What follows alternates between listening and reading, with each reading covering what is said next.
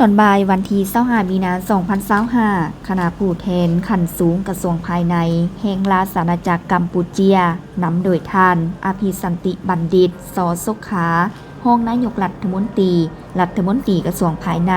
แห่งราชอาณาจักรกัมพูเชียพร้อมคณะได้เยี่ยมชมหอพิพิธภัณฑ์ศิลปะลาวที่บ้านโนนสะอาดเมืองไสธานีนครหลวงเวียงจันทน์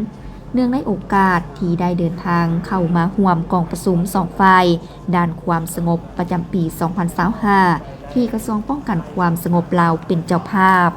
หอพิพิธภัณฑ์ศิลปะลาวเป็นอีกหนึ่งแหล่งท่องเที่ยวทางวัฒนธรรมแห่งใหม่ของนครหลวงเวียงจันทน์ก็คือประเทศลาวซึ่งเป็นการเปิดสถานที่ดังกล่าวขึ้นมา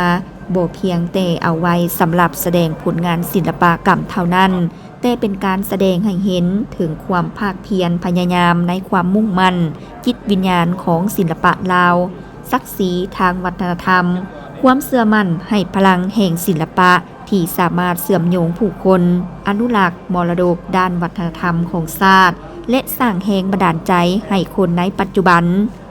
นอกจากนี้หอพิพิธภัณฑ์ศิลปะลาวจะกลายเป็นศูนย์กลางการเรียนรู้การแลกเปลี่ยนความคิดสร้างสรรค์และการพัฒนาศิลปะที่สอดคล้องกับความร่วมมือระหว่างศิลปินจากทั่วโลก